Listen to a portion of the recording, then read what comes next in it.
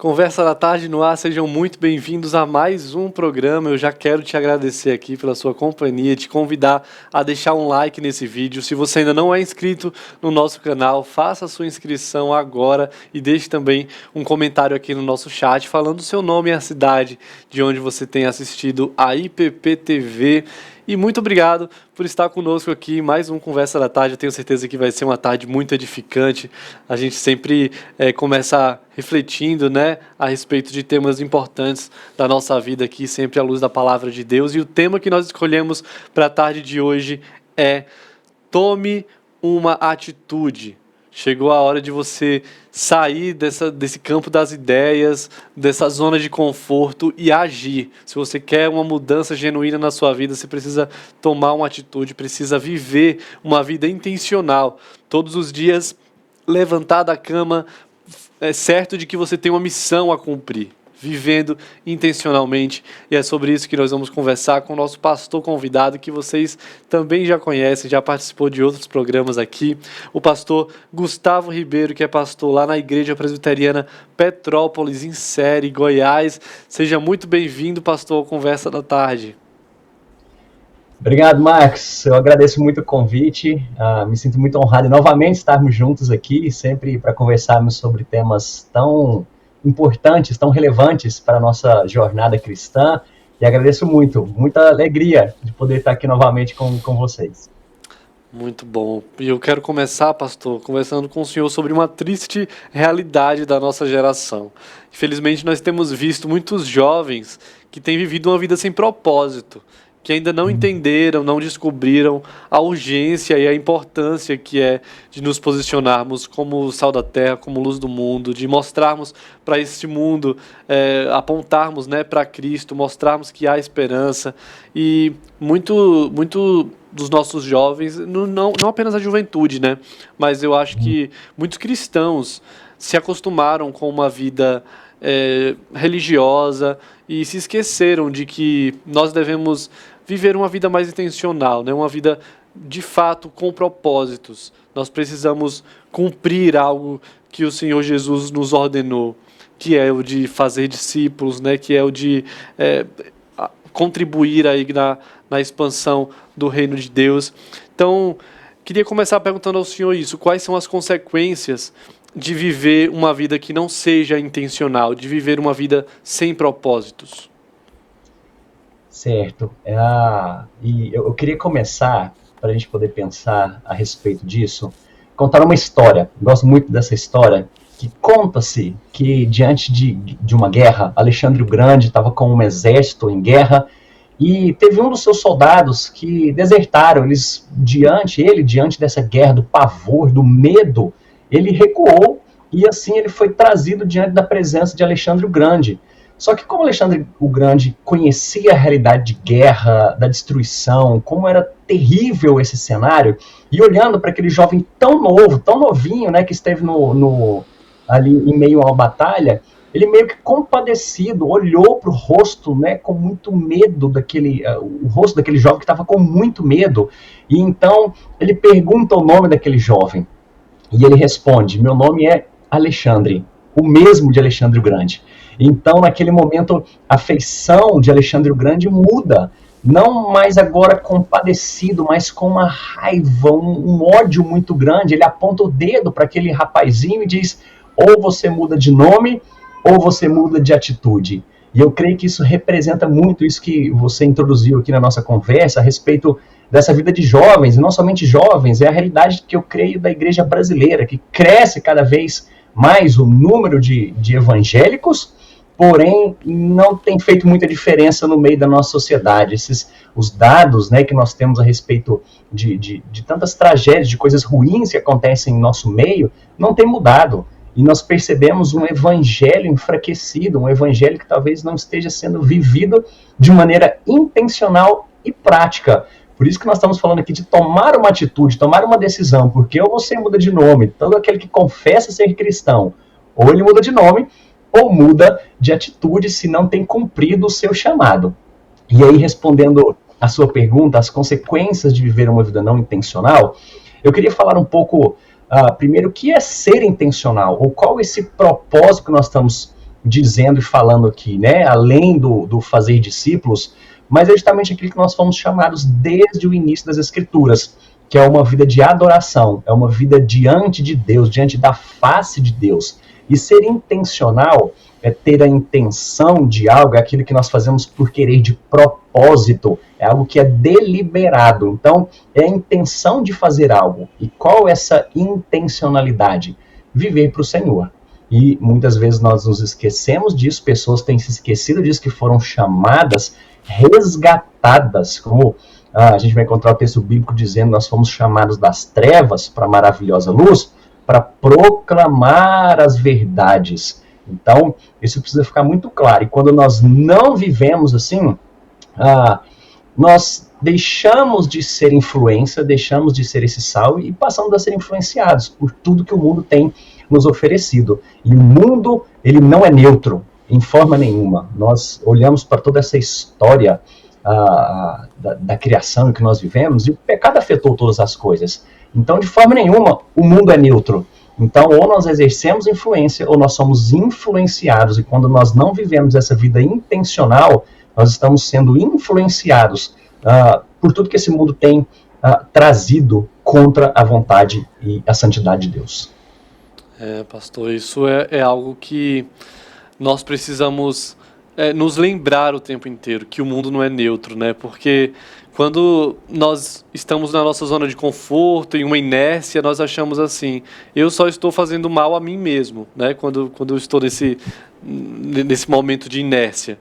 Eu estou sendo prejudicado, às vezes a gente pensa sobre isso, mas quando a gente deixa de influenciar também a outros são prejudicados junto com a nossa inércia, né? E deixam de ser influenciados por nós e são influenciados por algo. E certamente o mundo não brinca na arte de influenciar, né? Ele é intencional em mínimos detalhes, seja nas artes, no cinema, seja no entretenimento, nos festivais de música. Na semana passada a gente comentou sobre como grandes festivais como o Lollapalooza, por exemplo, são muito intencionais em persuadir o jovem a criar um ambiente, uma esfera para que ele queira estar ali, queira publicar nas redes sociais sua presença ali, se torne alguém legal e etc. E o mundo tem essa intencionalidade muito, muito forte, né? Nem sempre clara, mas sempre muito forte, né? Exatamente. Você citou aí o Lollapalooza, e ele parece que se tornou não só um movimento musical, mas um movimento político, que a gente percebeu ali manifestações políticas em algo que foi construído para ser simplesmente um evento musical.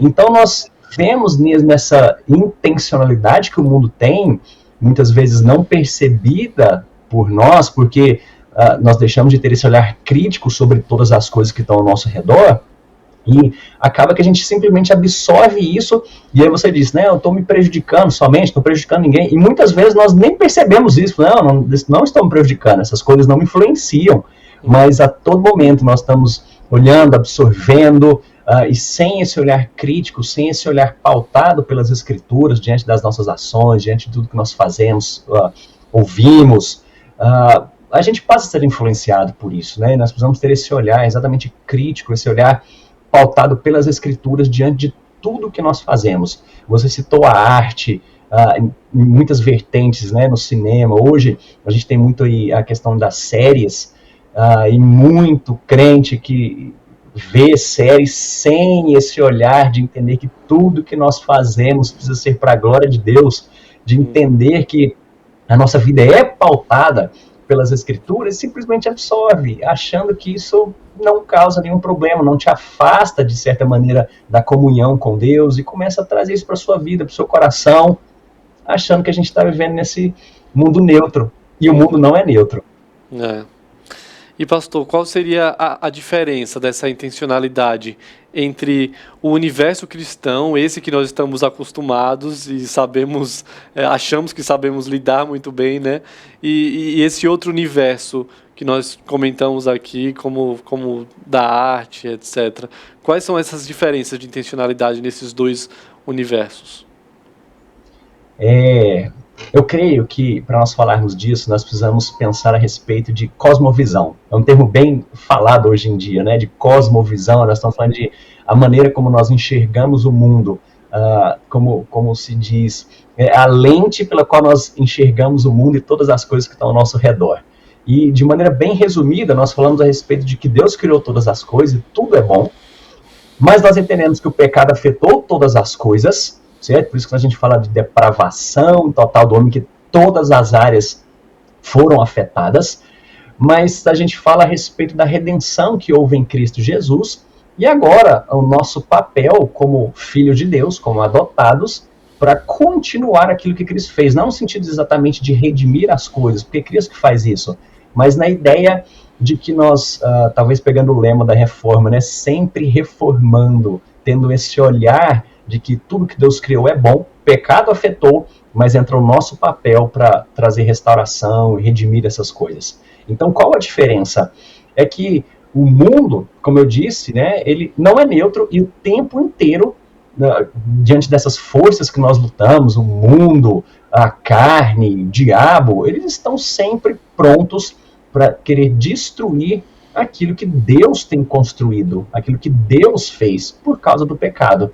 E a nossa intencionalidade do cristão é justamente perceber essas coisas, o que tem acontecido no mundo, porque eles estão querendo sempre influenciar, seja a respeito da família, da sexualidade, e isso entra na questão da arte, de maneira declarada ou não, de maneira muito velada, e a gente percebe nas animações de grandes empresas que as questões familiares da sexualidade têm mudado.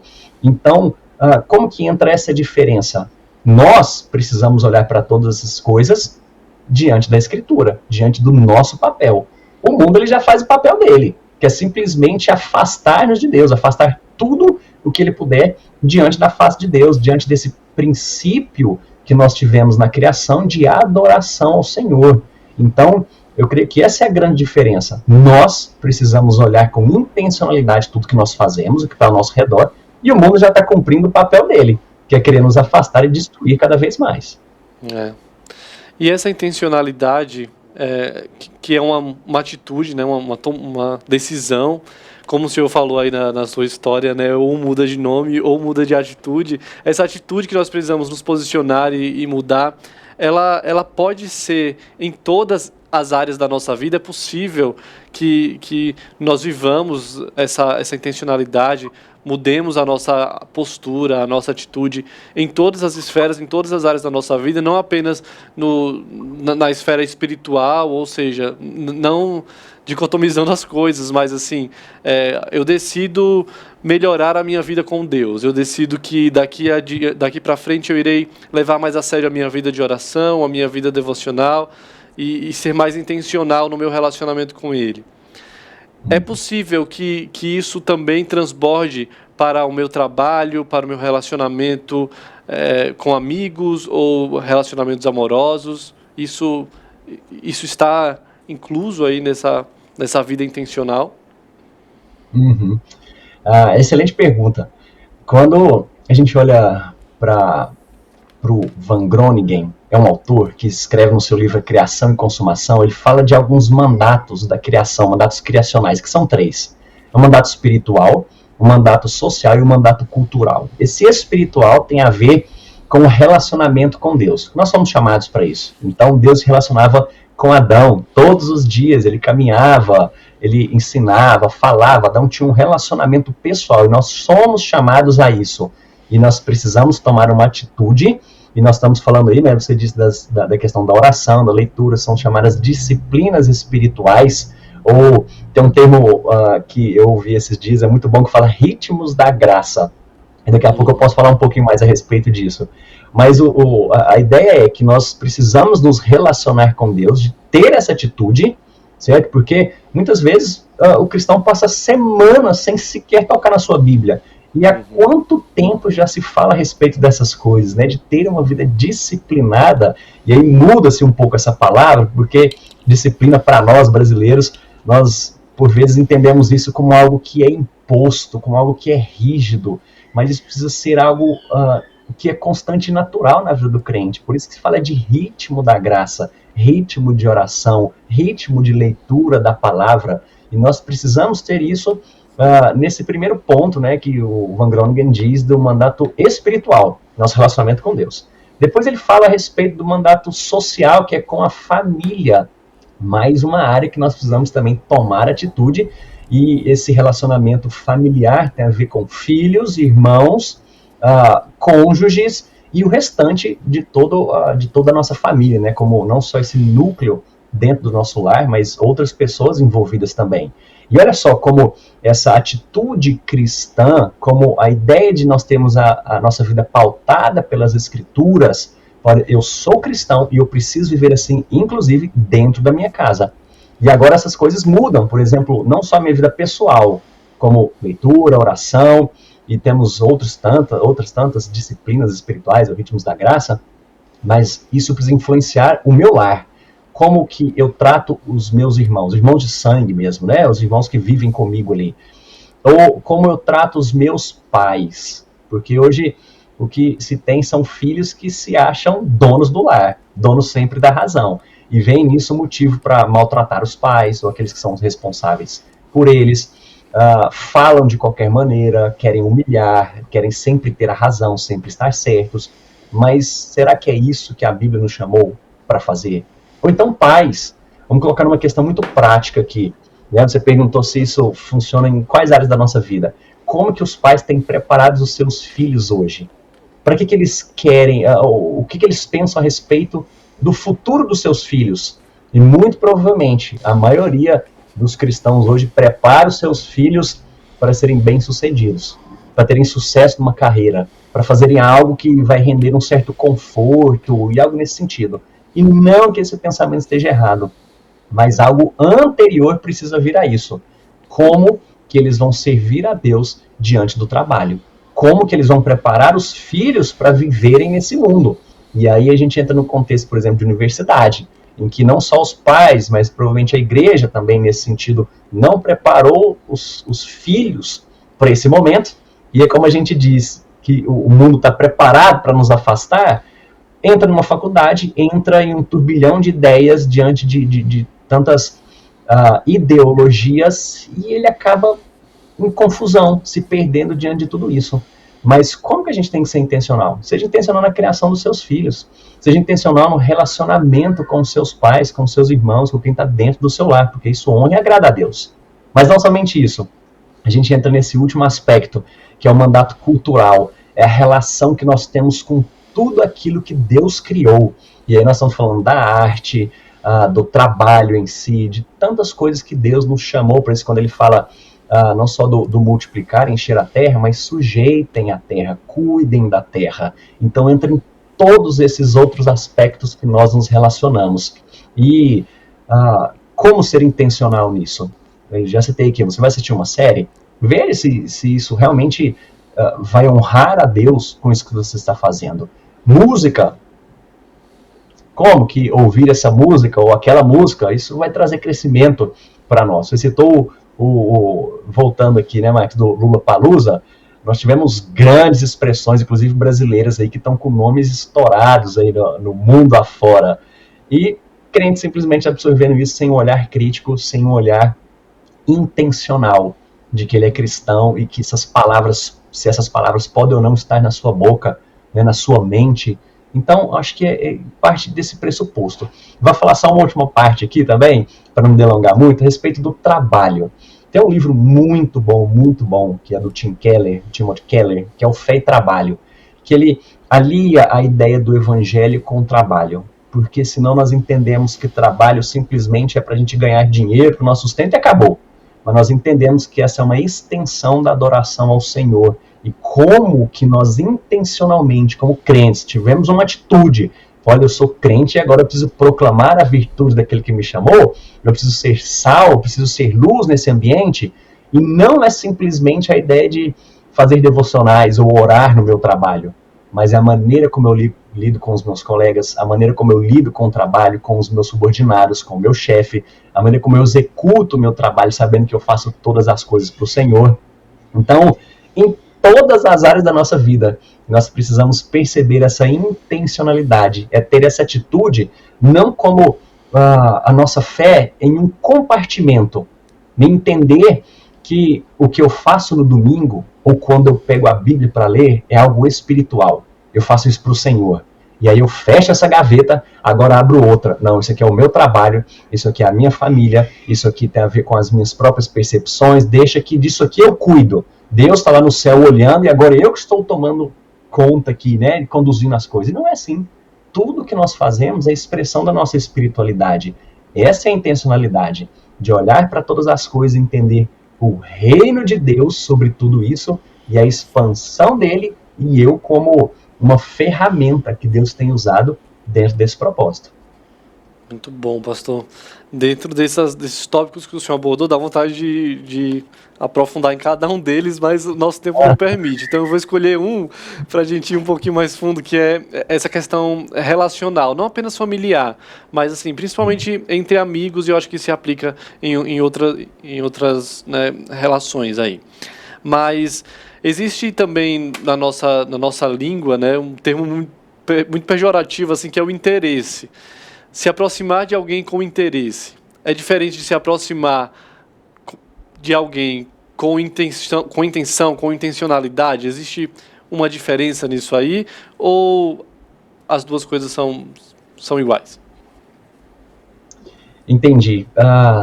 Eu creio que existe uma certa diferença no objetivo desse interesse. Nós temos interesse em aproximar de pessoas, mas é o interesse de que elas conheçam a Cristo. Uhum. E vamos falar no primeiro aspecto aqui de um não cristão. Você está se aproximando desse não cristão com interesse de que ele conheça a Cristo, mas não é o interesse no sentido de alcançar posições, ter privilégios, se aproximar com o interesse de obter alguma vantagem por causa desse relacionamento. Uhum. Isso, eu creio que beira a atitude pecaminosa, né, de nós nos aproximarmos as pessoas assim com esses interesses um pouco sórdidos. Mas quando nós olhamos para essas pessoas com esse olhar gracioso, falando, gente, ele foi formado à imagem e semelhança de Deus, só que o pecado cegou a sua mente e eu preciso me aproximar dele como alguém que necessita da mesma graça com a qual eu fui alcançado. Então, eu creio que nós devemos sim nos relacionar e de forma intencional, porque hoje a gente vive esse momento aí de entrar em algum ambiente e fone de ouvido, porque eu não quero me relacionar com ninguém, eu não quero ter contato com ninguém. E olha que privilégio que a gente tem de poder falar com pessoas. E isso faz diferença na vida de outras pessoas, o falar. Numa cultura ensimesmada, né, humanista, em que as pessoas estão olhando simplesmente para si e não querem, às vezes até por medo, né, por causa da nossa sociedade mesmo. Uhum. Mas é uma oportunidade que nós temos de tirar esse fone de ouvido e sentar ao lado de pessoas e ter o privilégio de falar. Agora, o que nós precisamos, como a história que eu contei, é vencer o medo, vencer esse pavor que nós temos de falar do evangelho, porque nós temos medo de, às vezes, sermos ridicularizados, de ouvir um não, das pessoas não quererem saber dessa história, de, às vezes, até nos humilharem, mas a gente precisa vencer isso, é ter intrepidez, coragem para vencer essa inércia, né, como você disse, e poder proclamar. E vou tentar dar alguns exemplos aqui, né, de uma pessoa e de outras que eu já ouvi também. Uma pessoal é que eu estava voltando para casa, tinha ido a São Paulo, estudo, estava voltando para casa e no avião começou a dar uma turbulência. E no meio dessa turbulência tinha um rapaz do meu lado que estava com muito medo, e ele se agarrava à poltrona, abaixava a cabeça, até que eu falei, tá tudo bem? Ele falou, eu tô com muito medo, e se esse avião cair, se acontecer alguma coisa? Eu falei, gente, a gente tem que estar tão intencional, e não é simplesmente falar, calma, vai passar, mas foi nesse momento, eu falei, tenha calma. Você está preparado se esse avião caísse aqui? Para onde que você vai? Onde você iria? O que ia acontecer com você? E aí foi a abertura de um diálogo com essa pessoa, até que ele se acalmou, passou a turbulência, a gente pôde conversar e trocar algumas ideias. Mas eu já vi outros relatos de pessoas, por exemplo, que estão no Uber ou no táxi, né, e tá lá conversando com a pessoa, mas simplesmente acha que aquilo ali é uma viagem que ele precisa fazer e acabou. Mas use isso intencionalmente nesses relacionamentos com esse interesse, né, que nós falamos. Gente, esse aí ou essa aí precisa ouvir a respeito da palavra de Deus. Então, eu creio que é esse interesse que nós precisamos ter, intencionalidade nos relacionamentos, porque nós entendemos que essa graça que nos libertou, a gente estava condenado, Deus nos chamou, mas essa pessoa também precisa ouvir a respeito desse evangelho. Não é só uma pessoa passando por minha vida, não é só uma pessoa que simplesmente está um transeunte aqui e cruzou comigo e acabou, mas é a intenção que nós temos de viver como cristãos e proclamar. Nós somos chamados para isso. Né? Cristo nos comissionou para isso. Fala desse evangelho, vai pregar a toda nação, toda criatura, essa pessoa que está do seu lado. Seja intencional. Isso pode mudar a vida de pessoas. O fato de você dar um bom dia, isso abre portas. Isso pode abrir portas. Mas agora, quando a gente fala com um cristão, também há intencionalidade. Não simplesmente agora de pregar o evangelho, mas de nós podermos crescer juntos.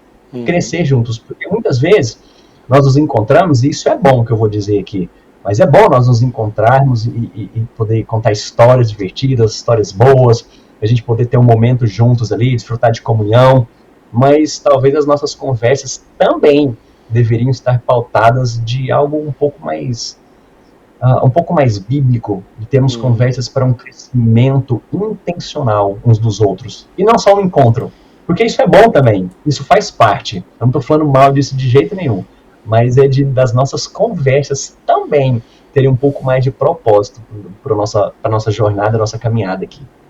Verdade. Isso me lembra muito um amigo meu. Toda vez que a gente sai, eu digo a ele, olha, como ouvir um sermão, sair com você. Mas gostoso, assim, porque as nossas conversas sempre terminam em algo muito edificante, leve, e isso é muito bom. Nós precisamos de amigos assim, né? Precisamos caminhar intencionalmente com gente assim, que nos faça pensar a respeito de realidades espirituais e que nossos papos não sejam só coisas, né, futebol e televisão e etc, mas que realmente tenhamos amigos que nos levem a conversas mais profundas, né, que nos façam refletir, nos aproximem de Cristo, nos exortem, enfim, sejam instrumentos de Deus para trabalhar em nós também, né. Mas espiritualmente falando, pastor, assim, quais são os benefícios que nós temos nessa decisão, quando nós decidimos sermos intencionais em nosso relacionamento com o próprio Deus? Quais são os benefícios que isso traz para a nossa vida? Certo, quando nós tomamos essa atitude e dizemos, olha, eu quero de fato me relacionar com Deus. E aí nós pegamos principalmente, né, a questão da oração, da leitura da palavra, mas algumas outras disciplinas espirituais que nós podemos colocar também como um tempo de solitude, de ter um momento de meditação, ter um momento para ajudar o próximo, e entram várias coisas aqui, né? Mas qual que é, quais os benefícios que nós temos diante disso? Eu creio que isso traz santidade, vai nos ajudar na nossa santificação, vai nos ajudar a crescer em maturidade, porque quanto mais relacionamento, mais conhecimento, sabendo quem é esse Deus, não é qualquer vento de doutrina que vai soprar diante de nós e nós mudaremos a nossa direção, mas também nos ajuda, olha só como que isso é prático a respeito da maturidade. Vou pegar um tema aqui específico, ansiedade. Quanto mais próximo, como mais próximos nós estamos de Deus e temos essa intencionalidade do nosso relacionamento com Deus, isso nos traz crescimento, isso nos santifica, o poder de Deus sobre nós, o Espírito Santo preenchendo a nossa vida, nós passamos a entender um pouquinho melhor a ideia que Jesus traz de nos dizer, não andeis ansiosos, busquem em primeiro lugar o reino e a justiça de Deus, e todas as outras coisas serão acrescentadas.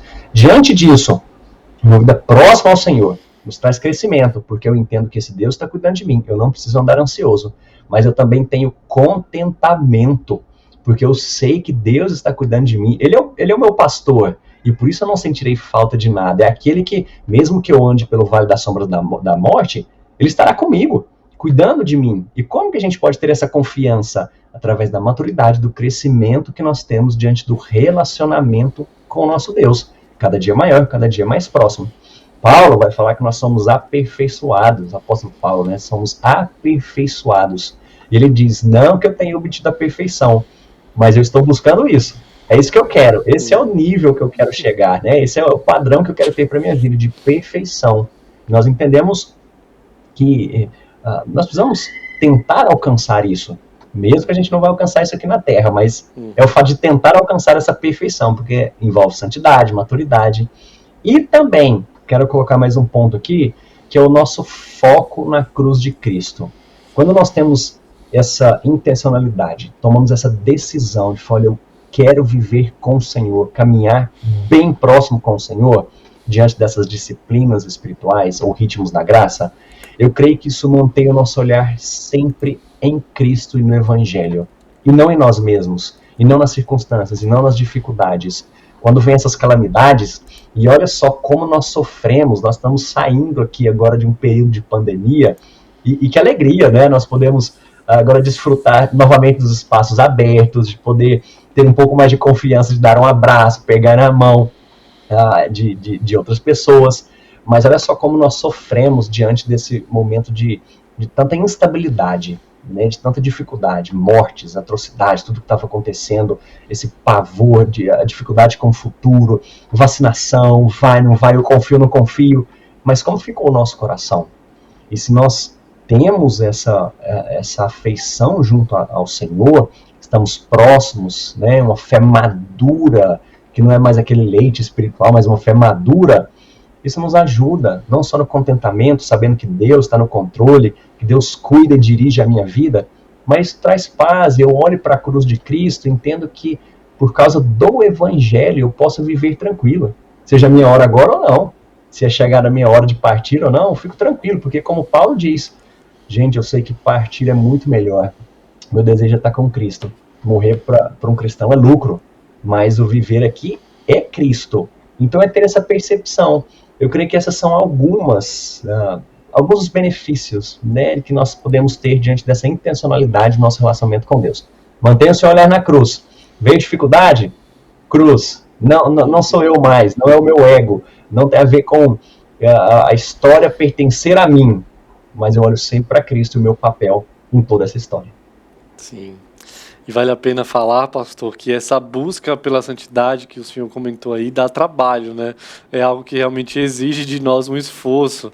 Às vezes a gente quer alcançar esse relacionamento com Deus, mas a gente não quer se esforçar para isso, né? Quer dormir e acordar um super crente.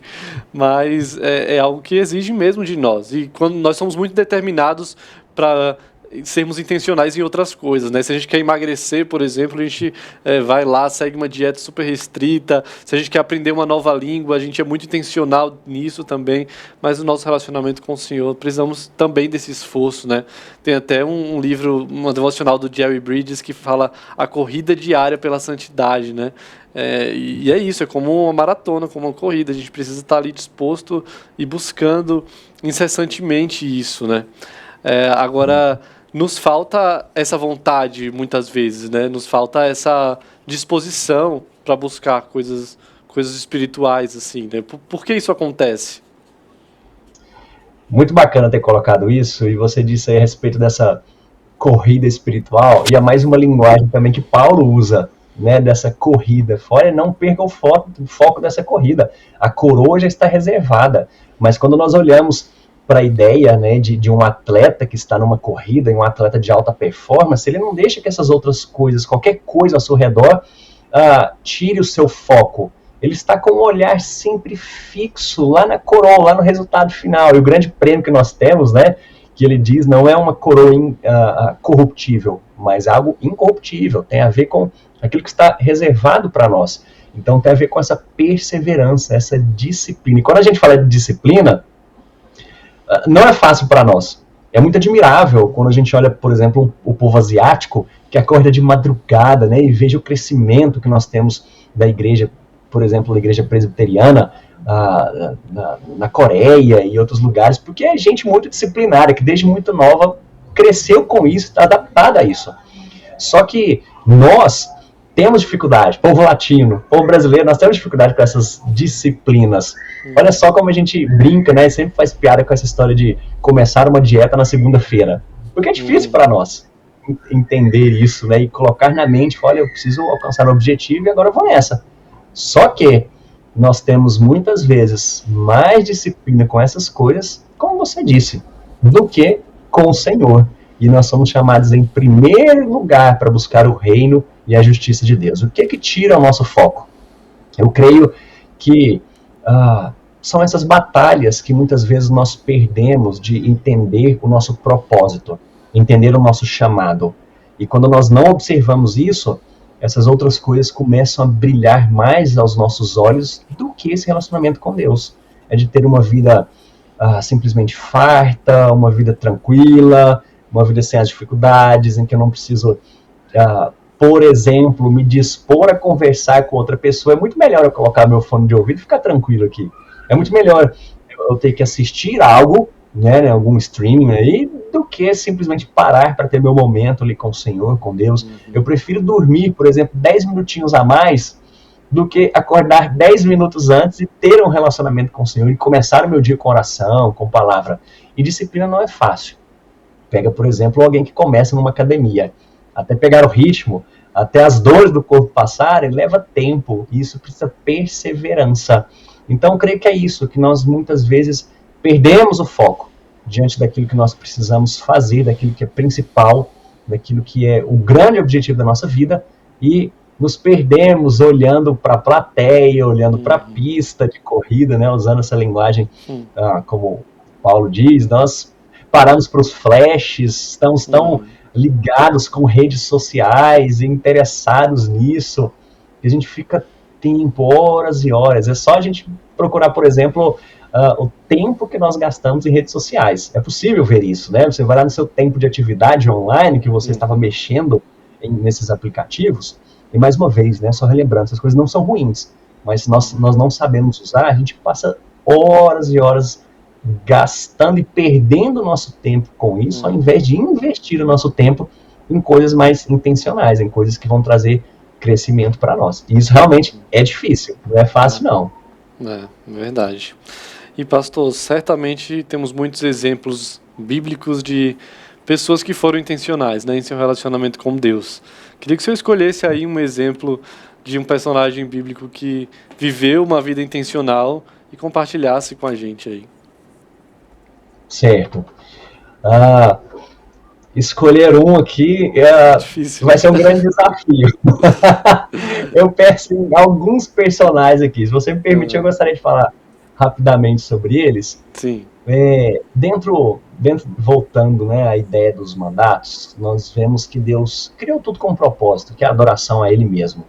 E é interessante quando Ele diz para Adão e Eva, né, multiplicarem e encher a terra.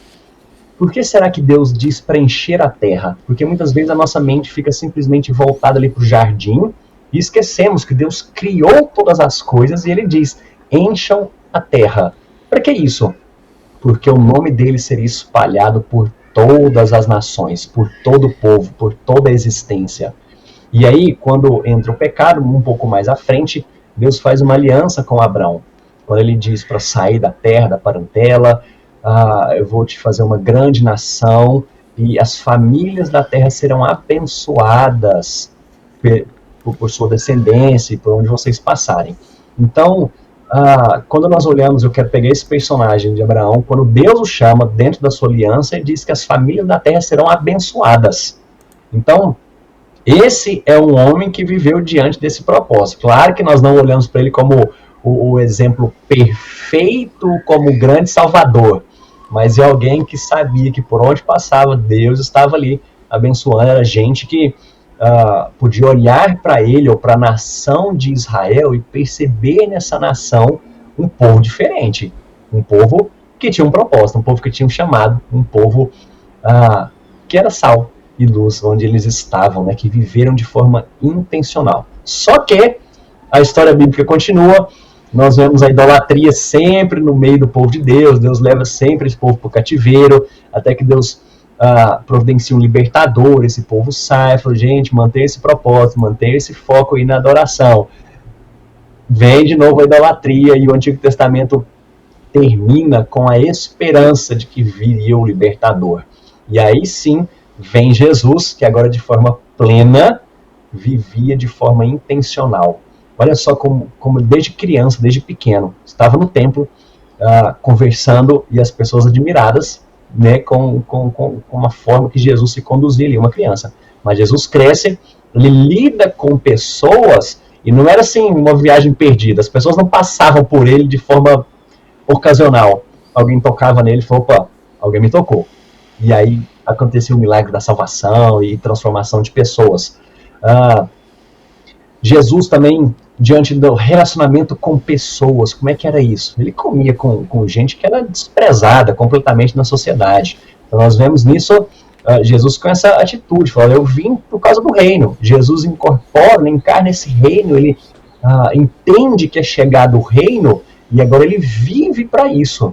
As pessoas que ele conversa, os próprios discípulos, preparando-os para a jornada que seguiria. A sua própria morte na cruz não foi algo que o pegou de surpresa, mas ele de forma espontânea se entregou, porque ele mesmo quis isso, não foi forçado a nada, né? Ele de forma espontânea entregou a sua vida.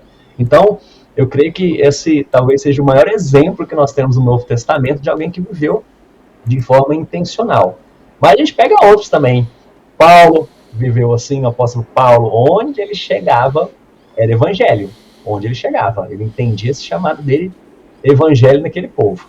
E algumas outras pessoas também, né, que sempre viveram, as próprias pessoas que ajudaram Paulo, Priscila e Áquila, que ofereceram ajuda. Nós entendemos isso não somente como pessoas que pregavam o evangelho de maneira direta, mas gente que vivia o evangelho, usava o seu trabalho para o reino, usava a sua casa para o reino, o seu testemunho para o reino. A igreja em Atos, como que eles viviam, partilhavam dessas coisas, tinham admiração do povo da cidade, as pessoas olhavam para eles, era gente que vivia de maneira intencional. E aí, Pedro, alguns outros exemplos que a gente tem, né?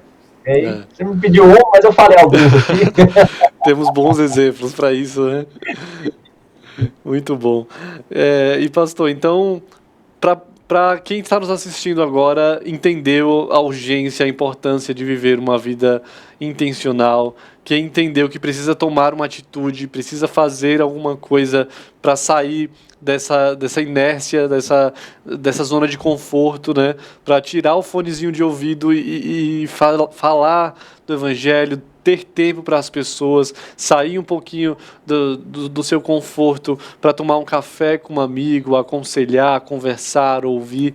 Quem entendeu que existe um abismo grande aqui entre o querer estar mais perto de Deus e o fazer algo, né? O buscar estar mais perto de Deus, o que é que, na prática, essa pessoa pode fazer para ser intencional no seu dia a dia? E quais são os frutos que ela vai colher ao viver dessa maneira? Certo, você que deseja isso, fala, eu preciso viver isso na minha vida, eu quero poder desenvolver essas disciplinas, eu quero tomar essa atitude de estar mais próximo do Senhor. O primeiro passo é você entender que você foi chamado, certo? Você precisa entender isso e ter essa dimensão na sua vida, de ter clara essa ideia de que o Senhor, através da morte de Jesus Cristo, ele te libertou do império das trevas. E quando nós entendemos o valor da cruz de Cristo, não tem outra reação a não ser querer proclamar, querer viver isso todos os dias da nossa vida. De um lado, talvez um aspecto negativo, né?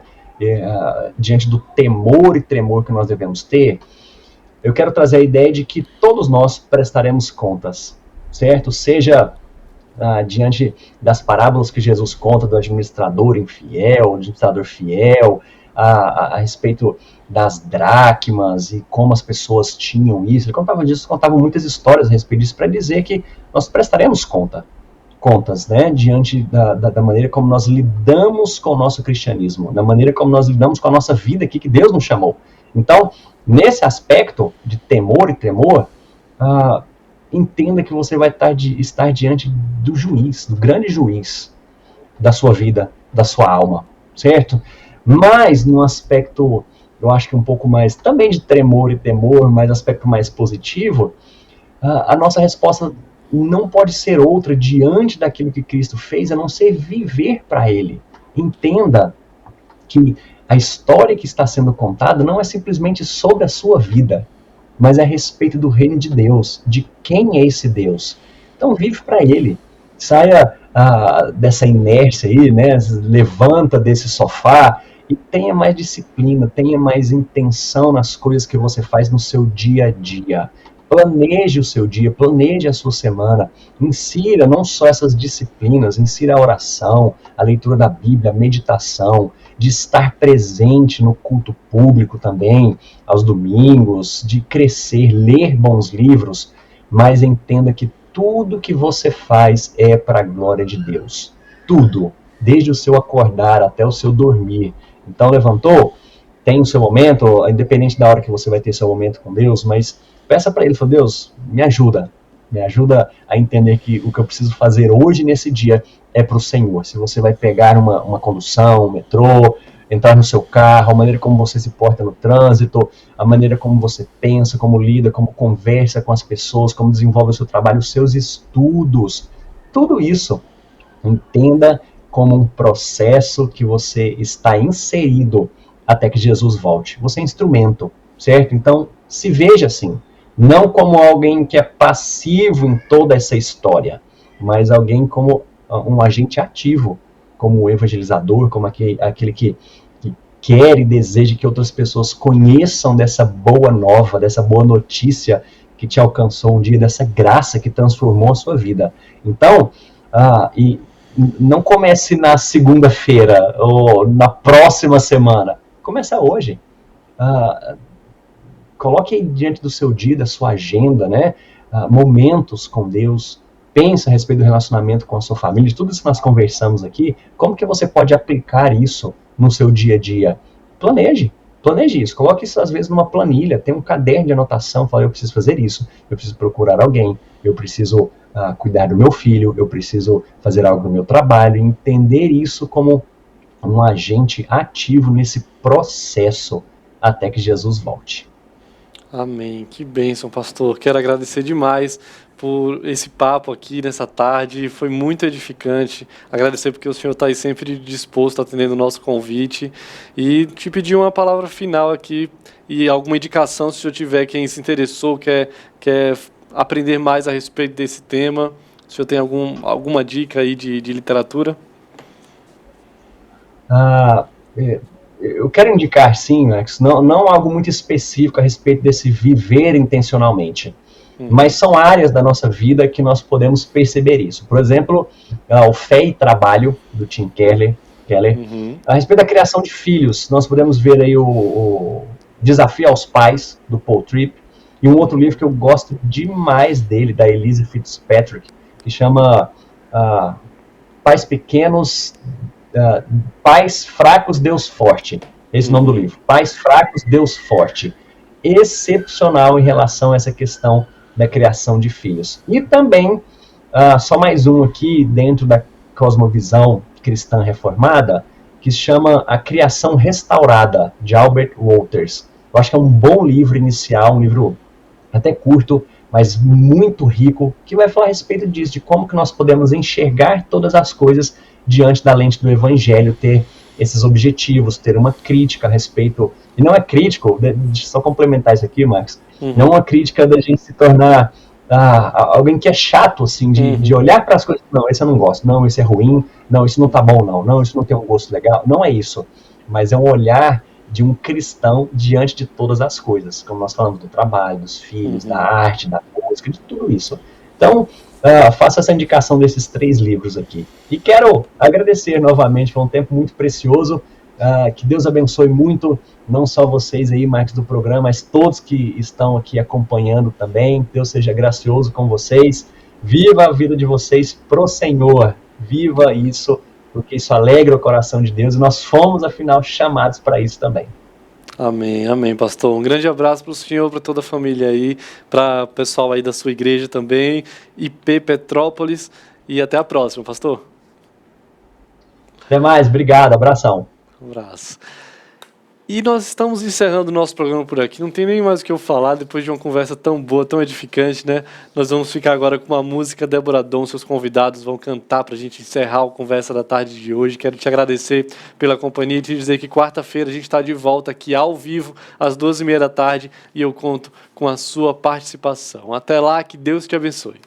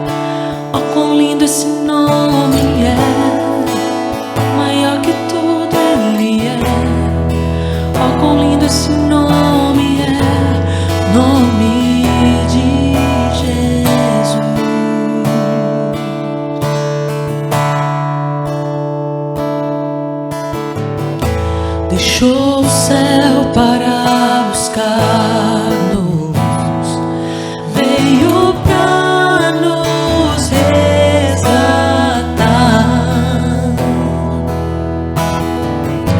Amor maior que o meu pecado, nada vai nos separar. Oh, quão maravilhoso é!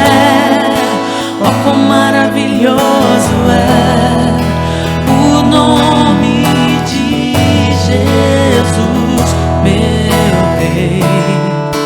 Oh, quão maravilhoso é, maior que tudo Ele é. Oh, quão maravilhoso é o nome de Jesus.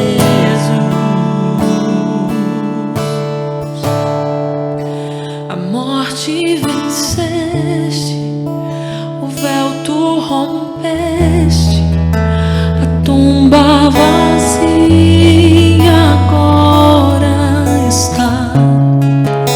O céu te adora, proclama tua glória, pois ressuscitaste, vivo está. És invencível, inigualável, hoje pra sempre reinará. E teu é o reino, tu é a glória, acima de todo nome está. És invencível, inigualável, hoje pra sempre reinará. E teu é o reino, tu é a glória, e acima de todo nome está.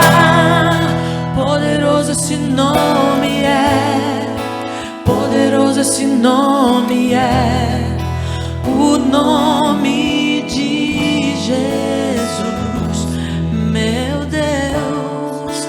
Poderoso esse nome é, mais forte que tudo é. Poderoso esse nome é,